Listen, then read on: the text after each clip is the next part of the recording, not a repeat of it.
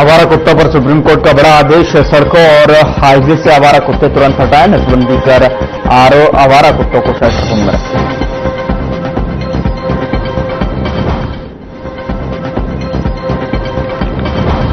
राष्ट्रगीत वंदे मातरम के 150 साल पूरे सीएम नायब सैनी ने अंबाला में कार्यक्रम में की शिरकत। बोले, भारत की पहचान है ये गीत।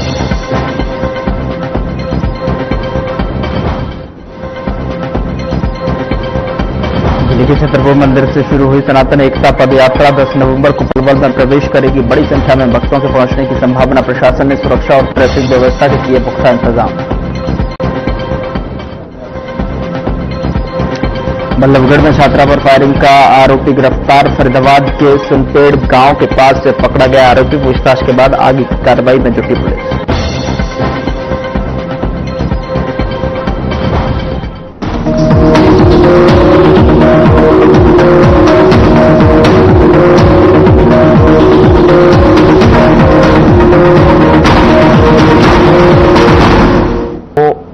हटाना आवश्यक है क्योंकि ये मवेशी सड़क हादसों का कारण बन रहे हैं। सुप्रीम कोर्ट ने इस समस्या को सुलझाने के लिए विशेष अभियान चलाने का निर्देश दिया है। आदेश में यह भी कहा गया है कि राज्य सरकारें और संबंधित अधिकारी आवारा पशुओं को शेल्टर होम में शिफ्ट करें और इसके साथ ही कोर्ट ने राज्यों के मुख्य सचिवों को 8 हफ्तों के अंदर इस मुद्दे पर रिपोर्ट पेश करने का निर्देश दिया है। सुप्रीम कोर्ट ने यह भी सुझाव दिया है कि आवारा पशुओं के बारे में सूचना देने के लिए एक विशेष हेल्पलाइन नंबर जारी किया जाए ताकि नागरिक आसानी से जानकारी दे सकें और समस्या का समाधान हो सके।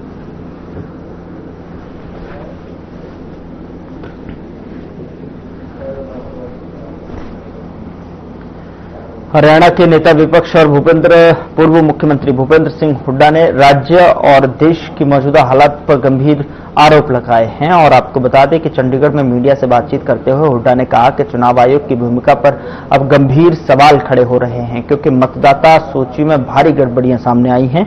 उन्होंने कहा कि एक महिला के नाम पर 223 वोट दर्ज हैं, जबकि 1,22,000 फर्जी तस्वीरें वोटर लिस्ट में पाई गई हैं। इतना ही नहीं, कुछ लोगों के नाम उत्तर प्रदेश और हरियाणा दोनों राज्यों की वोटर लिस्ट में दर्ज हैं, जिससे चुनाव की निष्पक्षता पर प्रश्न चिन्ह लगना स्वाभाविक है। हुड्डा ने कहा कि वोटर लिस्ट की शुद्धता सुनिश्चित करना चुनाव आयोग की जिम्मेदारी है, न कि राजनीतिक दलों की। उन्होंने कहा कि जब ईसीआई पर आरोप लगते हैं तो आयोग को खुद आगे आकर जवाब देना चाहिए। भाजपा के समर्थक श्री शिवराम 2016-21 तक पार्षद रहे। यह परिवार सहित मकान नंबर 265 में पहले मिले और इसमें भी कई वोट बनाई हुई है और कुछ आदमी यूपी में और यहाँ भी बनाई हुई है। यूपी में भी वोट देते पकड़े गए उनके यहाँ और यहाँ भी है।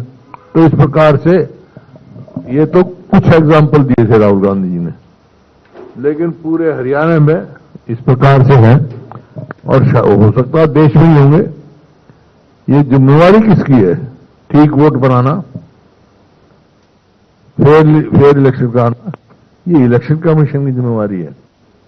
तो इसका मतलब यह है इलेक्शन कमीशन निष्पक्ष नहीं है और जब सवालिया निशान उड़ जाते हैं इलेक्शन कमीशन पर तो उसको जवाब देना चाहिए, उसको चुस्त दुरुस्त होना चाहिए, क्योंकि ये इलेक्शन कमीशन जो है प्रजातंत्र का रखवाला है। यही अगर इसकी क्रेडिबिलिटी खत्म हो जाएगी तो प्रजातंत्र को खतरा है। जो जिस संविधान के मुताबिक जिसकी वजह से हम प्रजातंत्र हुआ देश, उस संविधान को खतरा है। तो कांग्रेस संविधान को बचाने के लिए हर प्रयास हर वो करेगी।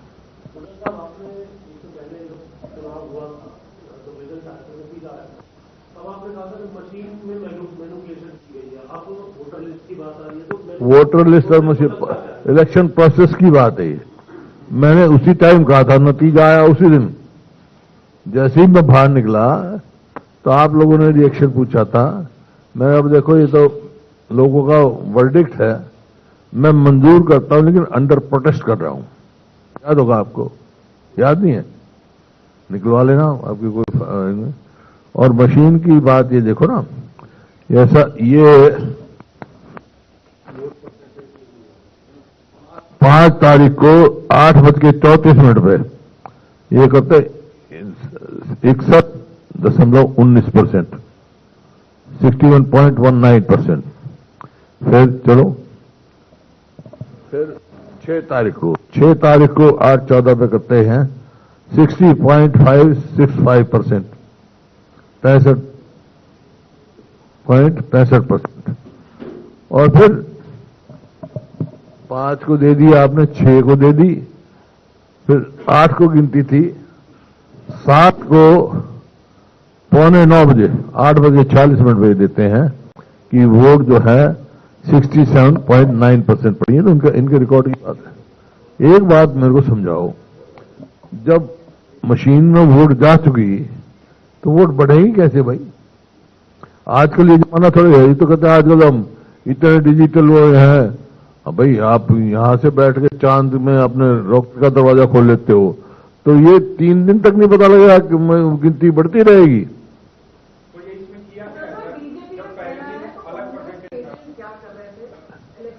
ऐसा है कांग्रेस के एजेंट कुछ ना करें, ये फिर इलेक्शन करना जिम्मेवारी इलेक्शन कमीशन का है, उसकी जिम्मेवारी है। उन्होंने ये कब कहा भी कांग्रेस के एजेंट करेंगे या करेंगे? दे आर सपोज टू, इसका मतलब एजेंट ना हो तो मर्जी से जिसका कर देंगे, फिर तो प्रजातंत्र खत्म हो गया। जिम्मेवारी जिस संस्था की जिम्मेवारी होती है उसकी जिम्मेवारी चाहिए।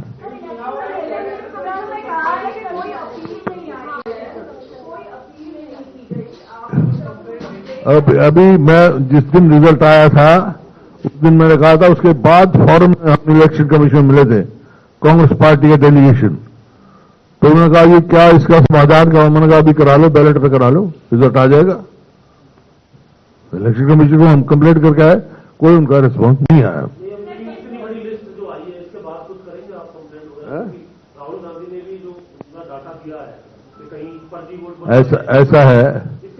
ऐसा है उनका नहीं, इसके बाद कंप्लेंट क्या है, इलेक्शन पिटीशन है, वो तो अलग बात, सब जुडिस है। लेकिन अब हमारा काम, मैं ये नहीं कह रहा भाई रिजल्ट आ गया इनका, हमारा काम है पब्लिक अवेयरनेस का, लोगों को जागरूक करने का, वो हम कर रहे हैं। क्योंकि ये इसमें कोई शक की बात नहीं रहेगी कि भाई इलेक्शन कमीशन की जो है क्रेडिबिलिटी डाउटफुल है। और मैं तो उस दिन भी कहा था, आज भी कह रहा हूं, एक समाधान उसका ये है, बहुत चीजें चाहिए उसमें, रिफॉर्म बहुत चाहिए। एक ये भी है कि बैलेट पे इलेक्शन हो। आप पिछली हरियाणा के 5 रिजल्ट निकाल के देख लो, हरियाणा में उसी की सरकार बनी है जो पार्टी पोस्टल बैलेट में जीती है। आपके पोस्टल बैलेट में 90 में से 73 में हम जीते हैं, 17 में बीजेपी जीती है, पर यहां 37 आ गई।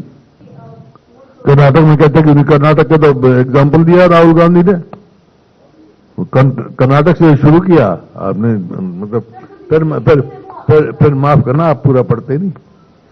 अब आप कर्नाटक का नाम ले लो, कर्नाटक में वो करे,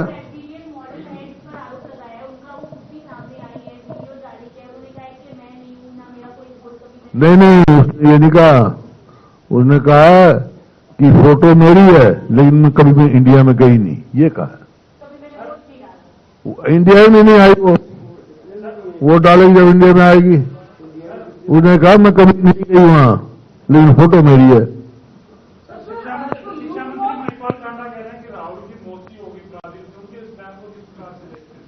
कोई जिम्मेवार पद बैठक की जिम्मेवारी की बात करनी चाहिए। बात कहां चल रही है तो कह रहा है, इसका भी मैं कहना नहीं चाहता कि व्यक्तिगत बात किसी बात नहीं, अकेला पूछ लियो मुझसे, महिपाल को मैं बता दूंगा, महिपाल को बता दूंगा जब मिलेगा।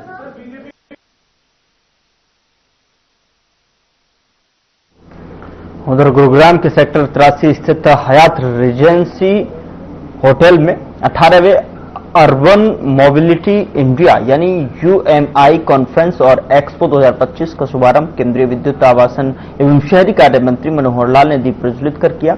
हरियाणा में पहली बार आयोजित इस 3 दिवसीय कार्यक्रम में देश भर से 1500 से अधिक प्रतिनिधि शामिल हुए और इस दौरान मनोहर लाल ने कहा कि सम्मेलन का उद्देश्य easy mode of travelling theme के तहत बेहतर शहरी परिवहन प्रणाली विकसित करना है। उन्होंने 3 घोषणाएं की हैं। दिल्ली मेट्रो इंटरनेशनल लिमिटेड की स्थापना, मास रैपिड ट्रांजिट सिस्टम का विकास और दिल्ली मेट्रो रेल अकादमी का गठन।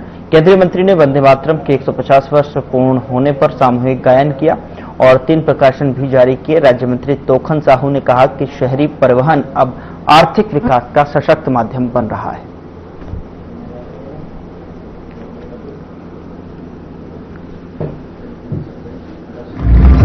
गाड़ियां खड़ी करने की जगह नहीं, मोटरसाइकिल खड़ा करने की जगह नहीं और वाहन मिलते नहीं है। इसके लिए क्या करना? 2 चीजें उसकी जो इस समय चल रही हैं बहुत जल्दी। एक तो पॉलिसी कुछ प्रदेशों ने लागू कर दी है, कुछ में और नहीं लागू करेंगे, दिल्ली में लेके आ रहे हैं, वो है टीओडी पॉलिसी। टीओडी पॉलिसी का अर्थ यह है कि जहां स्टेशन है उस स्टेशन के 500 मीटर के अंदर आपको अपने आवास की सुविधा मिल जाए, ताकि पैदल चले जाए और पैदल ही स्टेशन पर आ जाए। हरियाणा में तो हमने लागू कर दी है। दिल्ली में पॉलिसी बनी थी, कुछ साल पहले बनी थी, लेकिन उसमें कोई कमी रह गई, वो लागू हो नहीं पाई। नए सिरे से दिल्ली में बहुत जल्दी अगले 1 महीने के अंदर अंदर, क्यों सेक्रेटरी साहब, हो जाएगी 1 महीने के अंदर। वैसे तो तैयार है, चाहे आप कल ही घोषित कर सकते हैं उसको, लेकिन मैं फिर भी 1 महीना कह रहा हूं, हो सकता है कुछ फॉर्मेलिटीज इनको और पूरी करानी हो। दिल्ली की टीओडी पॉलिसी भी हम लेकर के आ रहे हैं, बहुत अच्छी पॉलिसी लेके आ रहे हैं। दिल्ली की पॉलिसी में तो ये भी आया कि राइट ऑफ वे 18 मीटर, सब जगह तो मिलेगा नहीं, लॉट तो मिल जाएगा, लेकिन 50 मीटर 60 मीटर का जो राइट ऑफ वे है उन लोगों के और मकान तोड़ने पड़ेंगे, इतना रास्ता होता नहीं है। तो एक नया प्रोविजन लेकर के आ रहे हैं कि टावर जो है 20 मंजिला टावर होगा, वहां से, और जो मेट्रो स्टेशन एलिवेटेड है उस एलिवेटेड मेट्रो स्टेशन पर दूसरी मंजिल से ही और सीधा उसको वॉकवे दे दिया जाएगा, उसका जो एक रास्ता दे दिया जाएगा, ताकि ऊपर से ऊपर मेट्रो स्टेशन आए, ऊपर से ऊपर उतरे, अपना लिफ्ट से अपने टावर में चढ़ जाए। लो किराया 4 गुना ले लो, कोई दिक्कत नहीं।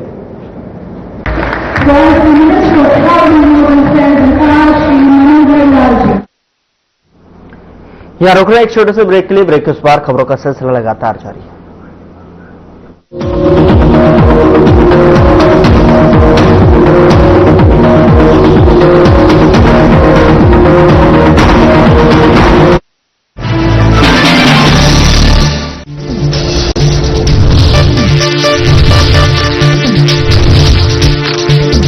साधना इंस्टीट्यूट के छात्र हर साल नए नए जगहों पर, नए नए संस्थानों पर काम करने के लिए जाते हैं, उन्हें प्लेसमेंट मिलता है और साथ ही साथ वो संस्थानों का और साधना इंस्टीट्यूट का नाम भी रोशन करते हैं। तो अगर आप इलेक्ट्रॉनिक मीडिया, मास कम्युनिकेशन में अपना करियर बनाना चाहते हैं तो साधना इंस्टीट्यूट आपके लिए एक सबसे बढ़िया विकल्प है।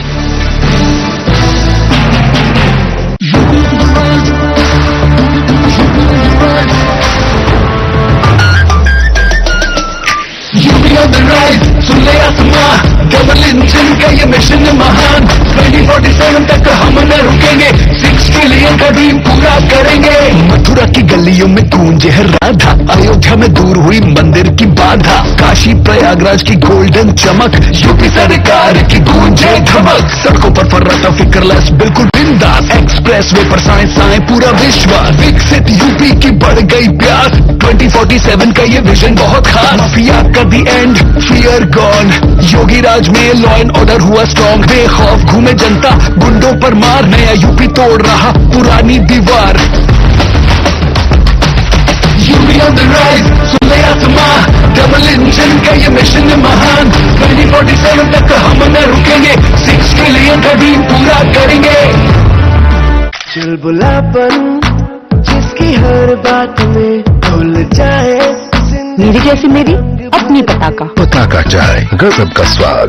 लोग सेहत बनाने के लिए क्या क्या नहीं करते, जिम जाते हैं, कसरत करते हैं, काजू बादाम प्रोटीन के डिब्बे तक घोल घोल कर पीते हैं, फिर भी उनकी सेहत नहीं बनती, क्योंकि उनका पाचन तंत्र खराब है। और जब तक के पाचन तंत्र दुरुस्त नहीं होगा, वो जितना मर्जी अच्छे से अच्छा खा ले, उनकी सेहत नहीं बन सकती। इसलिए हमारी संस्था सन्यासी आयुर्वेदा ने एक ऐसी दवा का निर्माण किया है जो कि आपके लिवर को, आपके पाचन तंत्र को दुरुस्त करने का काम करती है, ताकि ताकि आप जो भी खाएं उसका पूरे का पूरा निचोड़ आपके शरीर को लगे, आपकी भूख बढ़े, खाया पिया सही से लगे, नया खून बने, हड्डियों में जान आए, वजन बढ़े और आप मोटे तगड़े खूबसूरत पर्सनैलिटी के मालिक बन जाए। सिर्फ 655 रुपए की पूरे 1 महीने की दवा होती है और आप इसे घर बैठे 01145454545 पर फोन करके दवा मंगवा सकते हैं।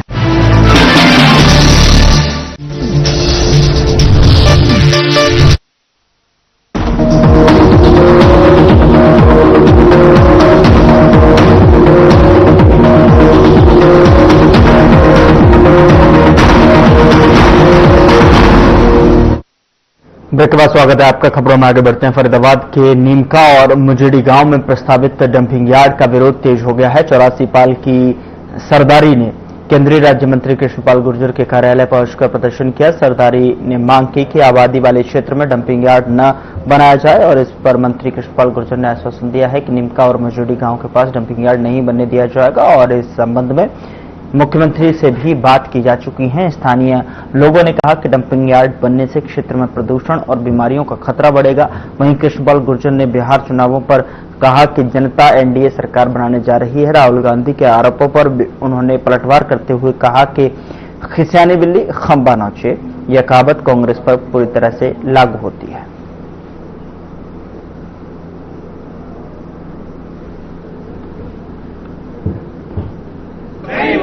वहां पर डंपिंग यार्ड ना बने या रिसाइकलिंग प्लांट का बनना था वो ना बने।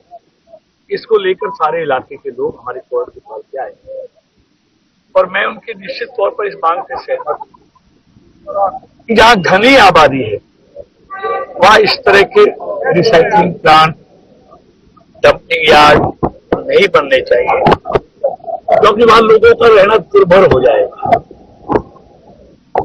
तो इसलिए मैं इनकी मांग से पूरी सहमत हूं और आपके माध्यम से माननीय मुख्यमंत्री जी से भी हमने बात कर ली है,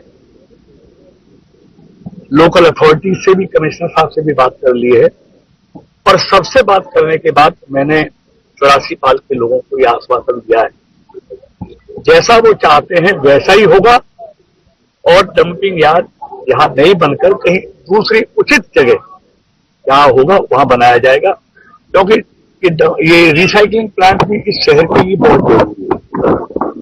क्योंकि शहर का ही कूड़ा है तो उसको उसका निस्तारण तो होना चाहिए ना कहीं तो होगा, लेकिन वो ऐसी जगह होगा जहां आबादी, घनी आबादी ना हो, ज्यादा लोग प्रभावित ना हो, ऐसी जगह हम कहेंगे वो बनाया जाए। घनी आबादी में ये ना बने, इसलिए मैंने उनको पूरी तरह से हरियाणा सरकार की तरफ से, माननीय मुख्यमंत्री जी की तरफ से और नगर निगम की तरफ से नाराजगी इसलिए है, हमें पूरे एरिया को नाराजगी है, किसी विशेष गांव या किसी पड़ोसी को नहीं, पूरे एरिया को नाराजगी है। ये गंदगी हमारे यहाँ जाके बंदवाड़ी से जो गंदगी थी हमारे यहाँ लागती है। क्या गंदगी?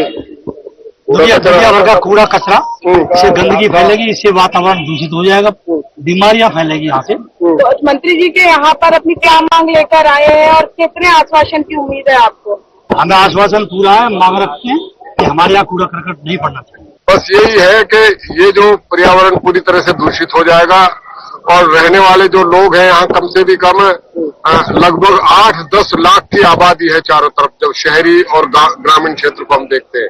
आप यहाँ बहुत सघन आबादी है, सारी इफेक्टिव होगी और जो छोटे से छोटा अगर कोई मामूली सा कचरा घर है उसके लिए भी जो क्राइटेरिया 500 मीटर का, जबकि आप 500 मीटर के इर्द गिर्द भी कम से कम लाखों की तादाद में आबादी रहती है।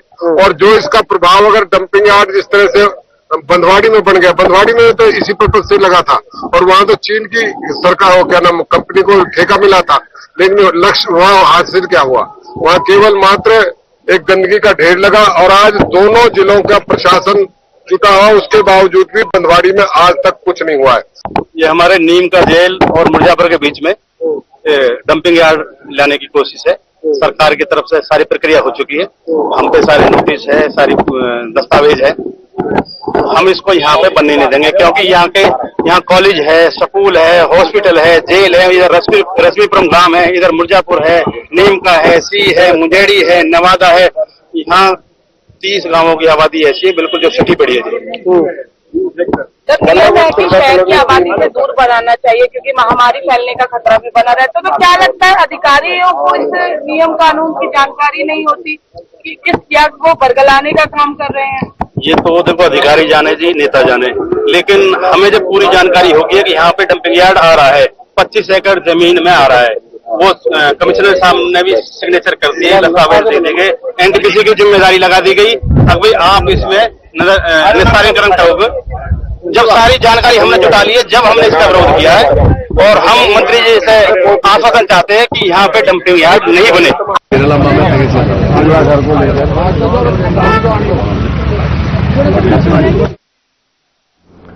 राष्ट्रगीत वंदे मातरम के 150 साल पूरे होने का स्मरणोत्सव पूरे हरियाणा में पूरी गरिमा और शालीनता से मनाया गया। चंडीगढ़ स्थित हरियाणा सिविल सचिवालय में आयोजित कार्यक्रम में मुख्य सचिव अनुराग रस्तोगी ने बतौर मुख्य अतिथि शिरकत की। मुख्य सचिव अनुराग रस्तोगी ने शुक्रवार को सिविल सचिवालय में राष्ट्रगीत वंदे मातरम के 150 साल पूरे होने के अवसर पर स्मरणोत्सव बतौर मुख्य अतिथि शिरकत की। मुख्य सचिव ने कहा कि अपने ही देश में पराधीनता की पीड़ा कितनी कष्टदायी होती है, इसकी कल्पना ही बड़ी मुश्किल है। सन 1857 में स्वतंत्रता के पहले संग्राम का बिगुल बजा। प्रबुद्ध नागरिकों ने अंग्रेजों के अत्याचारों के खिलाफ बोलना शुरू किया। उन्होंने कहा कि गीत संगीत की हमारे देश में एक लंबी परंपरा रही है। उपस्थित अधिकारियों और कर्मचारियों को बधाई देते हुए उन्होंने कहा कि वंदे मातरम केवल एक गीत नहीं, यह भारत माता की आराधना है, हमारे राष्ट्रीय चरित्र की आत्मा है।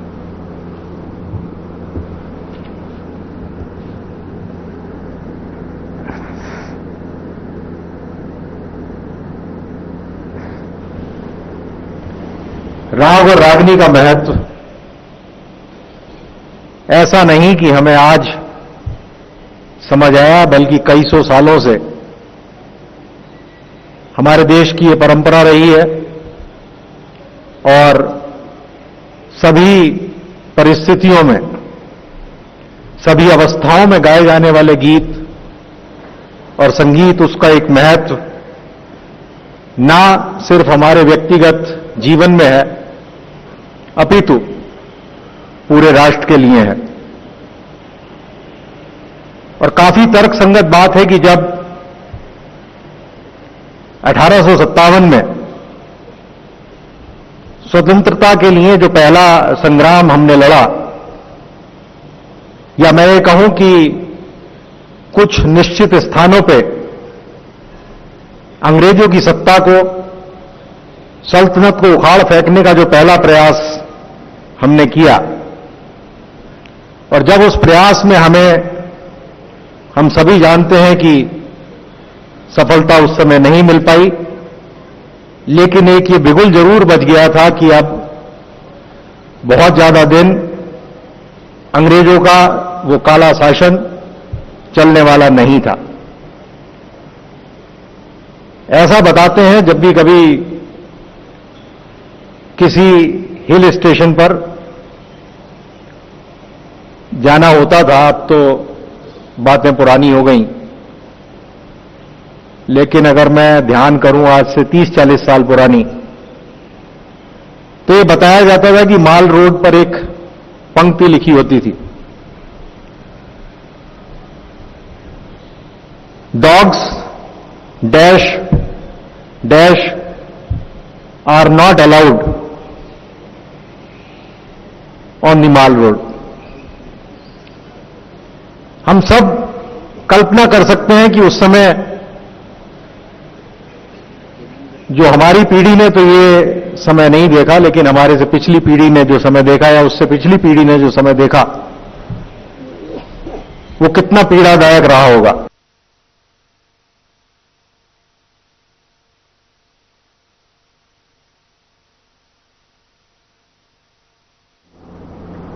फिलहाल बुलेटिन में इतना ही। नमस्कार।